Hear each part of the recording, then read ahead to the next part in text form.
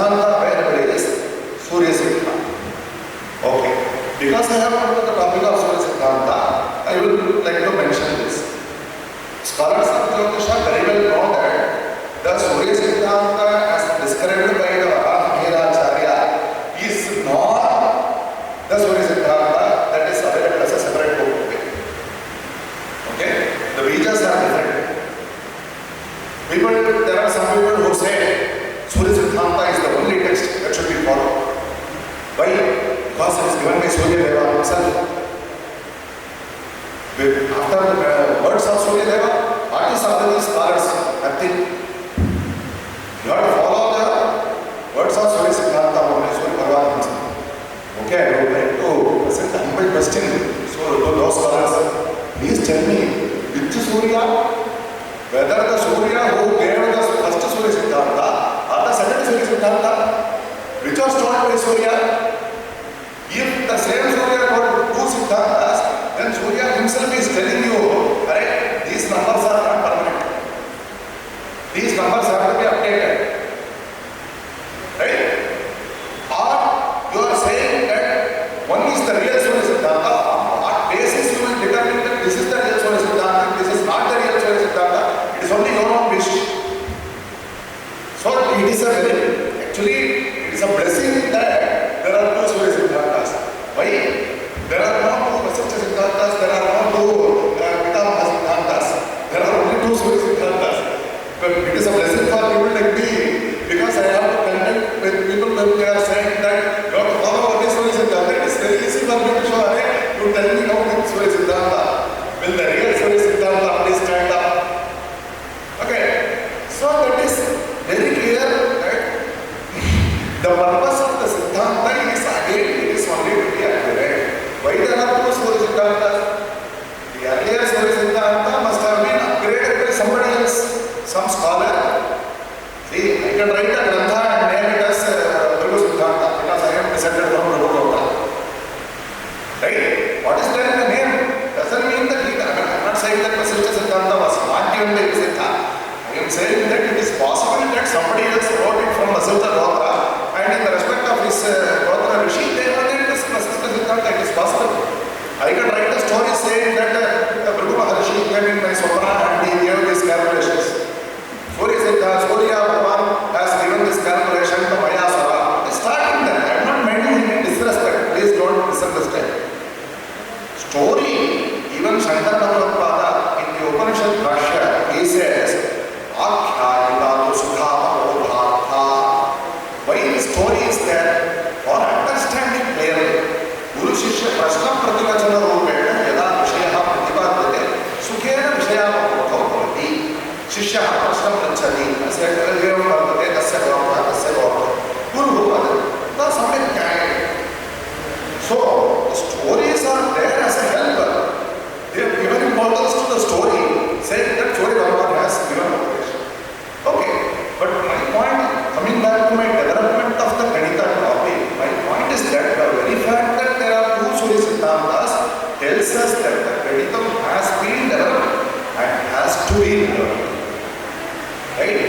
All the Granthas, Kala Bheda or whatever, even the current Surya Siddhanta, the later one, not the Vajra Siddhanta one, it also says that as Kala Bheda happens, the corrections have to be done.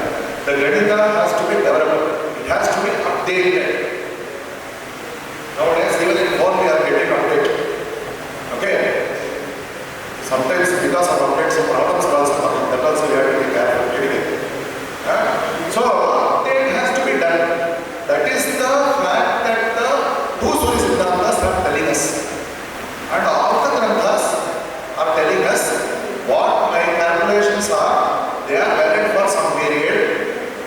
Even Bhaskaracharya in Siddhanta Shravani in Goladhyaya beginning, he says, from time to time, great scholars arise and they make measurements.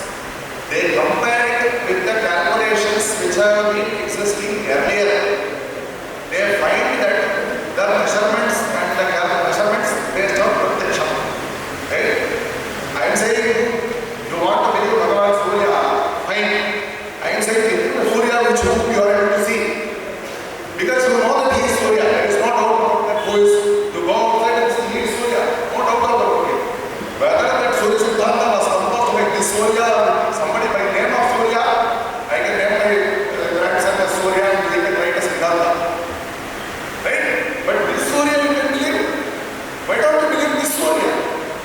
After all, you are telling that we have to follow Surya, isn't it? Okay, very much, very good. I say follow the Surya who you can see. Right? So, mentioning about Bhaskaracharya's comment, great scholars come from time to time.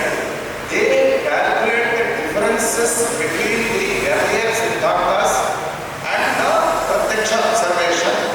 Therefore, they give the corrections, they give the updates for the earlier values and they promulgate or do prachara of new Siddhanta. New Siddhanta meaning what? The text name is Siddhanta. It is not a new tattva. Basically the same system. See, there is one grantham called Trikaditam by Parameshwaran. And to my knowledge, this Trikaditam work, it contains only numbers. There are no methods of calculation at all. Why? Without methods of calculation, how can you calculate? The reason is that in that work, he says that the earlier method of calculation method is correct. But only the coefficients have to be updated. Right? The method is not wrong. So only if you update the coefficients, where the current apogee is there, the Mandocha of Surya, where is the current Mandocha of Chandra, what is the Chalocha where it is, all these parameters which were used by the earlier Acharyas, they have updated those parameters so that using the same method, this particular work by Trikaditam by Parameshwaran Bodri, it does not to my knowledge. If I am mistaken, scholars should correct me. Because I have read the entire, it's a very small work. I have read it from published by Hoshiarpur Institute, Punjab, opposed Kerala, published by Punjab. Okay. So, the 4 chapters are whatever are there. New methods of calculation are not described. Only the numbers are updated. The tables of numbers are given themselves. So what is the meaning? What does Parameshwaran Bodri tell us? He says that only the numbers need to be updated. There is no necessity for updating the methods of calculation. Methods are fine. So by Siddhanta, when you mean the method, they have not, in some granthas, they have given some methods of calculation changes also. But here, in Parameshwaran Bodri's Trikaditam, he did not see the necessity. The earlier methods were fine. Only the numbers needed to be updated. So, some scholars, what they have given, even they are saying that, even they have given some approximate guidelines for how to update the numbers, even without observation. They say, the Mantrocha of Surya, every 10 years, or every year, or every 10 years or 100 years, it has to be adjusted by this much amount. Shakabda Samskar. Okay. Something. For each year, you adjust it by this small.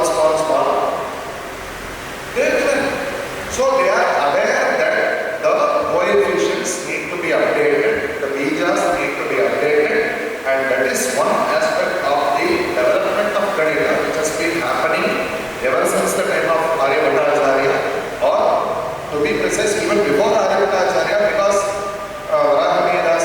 Siddhantas were from before Aryabhatta.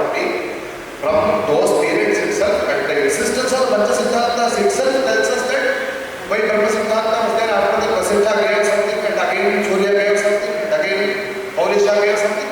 Updated, Aryabhatta is updated, first Bhaskaracharya, then Lalla, and Shishyadevatinam, and there is Vateshwara Siddhanta, then second Bhaskaracharya, second Bhaskaracharya. Later to the period of, what shall I say, so many scholars were there, Ganesha Devatya and Grahalapa, and later on up to Kentikar or Bodhavaya, up to just the last century. So the development, one aspect of the development has been the updating of coefficients. another aspect. Some of the acharyas, some, not all, have introduced new sanskars, new methods or new steps, to be precise, in the calculation. New steps in the calculation. For example, one of those things I should say is the Ayanamsha. In earlier, during Brahmagupta period or Aryabhata period, the topic of Ayanamsha was not discussed too much. Even Bhaskara, second Bhaskaracharya asks why it was not given in the earlier words. So Bhaskaracharya clearly says, at that time period, Ayanamsha was almost zero. So the effect of Ayanamsha was not very much seen. So when Mesha Sankramana had the Vasanta Rutu to start, that is why most of the Dharma Shastra works and works you are saying that Vasanta Rutu starts from Mesha Sankramana, because Ayanamsha was almost zero. But later Acharyas have observed that the Uttarayana Dakshinayana is occurring before the Karaka Sankramana and the Makara Sankramana by 1 day, 2 days, 3 days, so on, so on, so on, for 8 days. They are not. And then slowly they develop the calculation how the Ayanamsha is increasing over time. Okay. There is one theory which says that earlier our Purvacharyas and some scholars have thought that Ayanamsha will go up to 24 and come back. But in our present available records, there is one shloka which is said to be part of the Surya Siddhanta which gives this oscillation theory. Whether the shloka is valid or not itself is a topic of this one, and actually one scholar of the last century by name Priyavara Sharma Shaktidhara Sharma again on Punjab, who is a great exponent in modern mathematics also. He has applied the principle of oscillatory motion to this values given in that Surya Siddhanta shloka. He has shown that the shloka must be fake, because the three values, the period and the amplitude, we know that the modern pendulum theory is there, the period, amplitude, these are all interrelated. So he has shown that the values which are given there are totally, maybe there is some small inaccuracy, it may be forgiven, right? But it is totally unrelated, the period value, the amplitude value, they are totally unrelated. Furthermore, they are saying it will be progressing by so many kalas per year or vikalas per year, 52, something 58 vikalas I think per year. It will reach 24, full stop. About that, it will start decreasing. No periodic motion will go like this. We know pendulum, when it goes up, it will slow down, it will reach the maximum amplitude, then again slowly the speed will increase, it will reach the maximum speed at the bottom, then due to that speed it will go to the other side, again due to gravity it will slow down. So it is a sine wave, isn't it? It is not a square wave. The whole concept of square wave exists only in digital mechanism. I think the engineer, some of you would be able to understand. Suddenly it will turn. How is it possible? No natural process happens. Even for digital purpose, they are only imitating the square wave. I think the engineers will know. Anyway, so what I am saying is that Ujjalacharya of about the 8th century or 9th century, he very clearly said that Ayanamsha keeps increasing. And later, Granthakaras, Bhaskaracharya, they have also continued the same Siddhanta, and obviously we are able to observe. And there are so many other arguments. This is an entirely different topic. I am not going too much into that. Actually, we have Vedic references to know that Ayanamsha at one point of time, it was negative 46. In Shalamantrama, there is a reference that Kritika Nakshatra was rising due east. See, in Veda, if you see, the Nakshatra Mala is starting mostly from Kritika, not from Ashwini. Okay, there are so many theories and researches regarding that, I am not going too much into that. But from those references, as mentioned earlier, the Priyavara Sharma, Shaktidhara Sharma, they have clearly shown that the Ayanamsha must have been minus 46.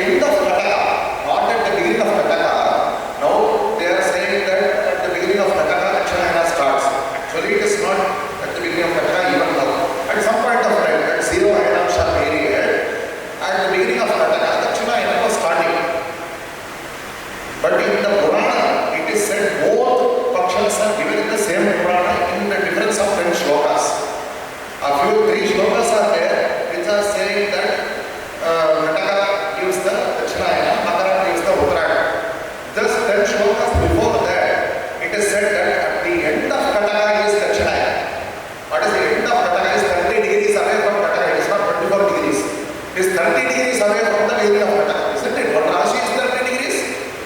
Correct? So at that point of time, the inertia should have been minus 30.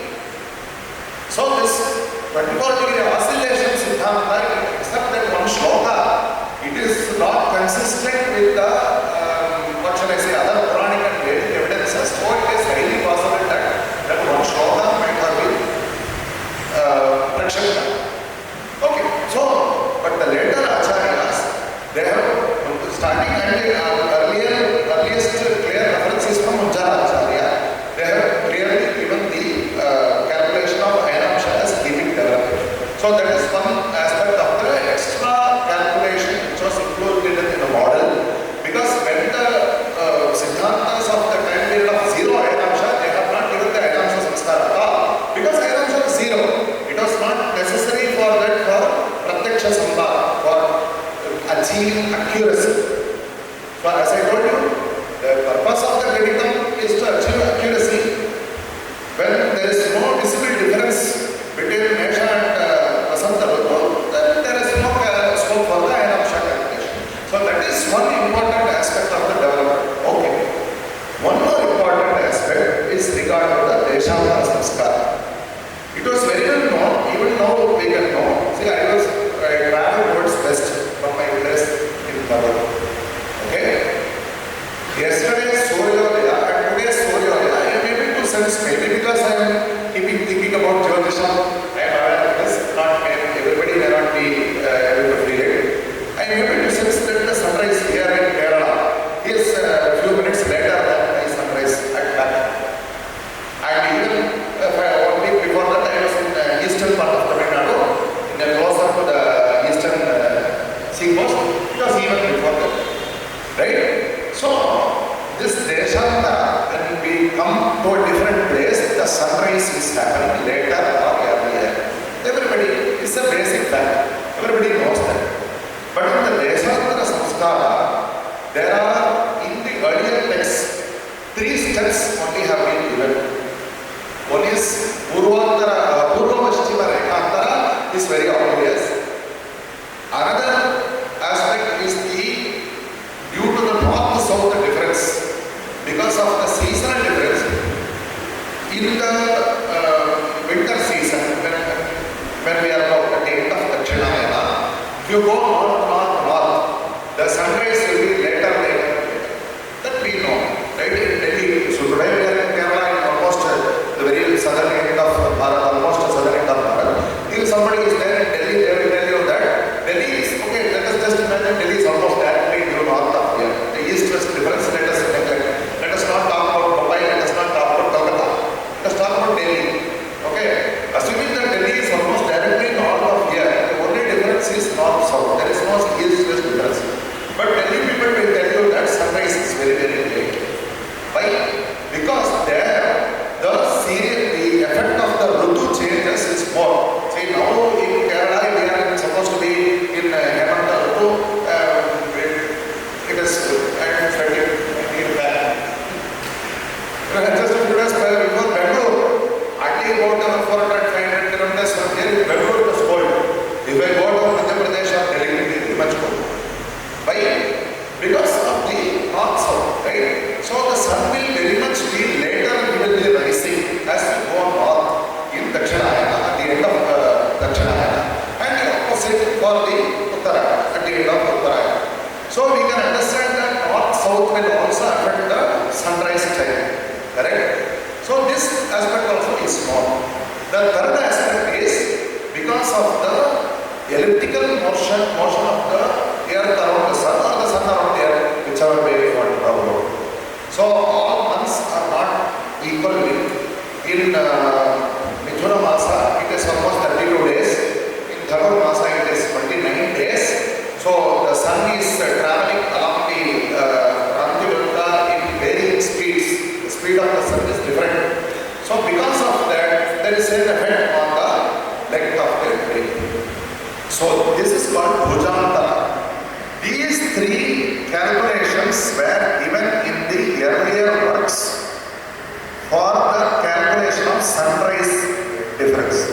Only 3. Only is, first is Purva Paschima, first, second, third is not important. The order is not important. I am in my list, I am giving it in this order. That's all. The Purva Paschima Antara is one which we very well know. North South Antara, that is also another fact, that is called Charartha difference. And another one is the Bhuja Antara, which is Bhuja is related to the Ravi Bhuja from the Shikha Dharani Kendra, to be precise. How far he is away from his Mandocha. Those are all technical details. So these three samskaras only were given up to Vallacharya, Shishya Devakira, Bhaskari. Shripati Acharya, in his Siddhanta Shekhara, was the first person to introduce a fourth samskara, which is today it is called in later Granthas by Bhaskaracharya, it was called as Prayanta. Shripati Acharya himself, he gave it as merely Dritkarma. It is part of the corrections which is needed to bring the calculation in accordance to the observation. He is not, as I was reading a few days back, Sripati Acharya has not given the name Udayana. He has given the calculation first. He was the first person to give that fourth calculation, fourth correction. But later when Bhaskaracharya, about 100 years or 200 years after Sripati Acharya, he has given by the name of Udayana. That fourth calculation is because of the transfer of the relationship between the Kranti Vrata and the Nadi Vrata. See, we know that the earth is compared to the path of revolution around the sun, the path of rotation of the earth is tilted by 23 degrees, 23.5 degrees that we know. So that is why we have two Vratas, that is why we have Ritus, all those things we may know. The Nadi Vrata, which is the celestial equator in modern terms, around which the earth rotates, and the path around which the sun rotates in the sky, they are tilted by the angle of 23.5 degrees. Earlier it was considered as approximately 24 degrees. Okay. So when you are transferring the moment from that to this, there is a small difference of, it can go up to 14 minutes, if I am not 14 or 17 minutes, I don't remember exactly. Based on the season. Okay. So that fourth calculation, it was not given by the earlier Acharya, but Srimati Acharya has given. Or what he has given. See, a friend of mine was repeatedly remarking. Nowadays people have become Shabdikas. In what meaning? You give me some Vachana Pramanam for this. If you are not able to prepare your own, believe your own eyes, then what pramana can I show? There is some shloka. Must be Lochana Shastra. Yasya nasti smritya shastram tasya karoti kim. Lochana abhyam hinasya darpanah kim garishyati. This one shloka Bhasha. If person who is unfortunately is devoid of eyes, if you show him a mirror, whether he will be able to see whether his own face or anything else in that mirror, not be able to see. Any problem?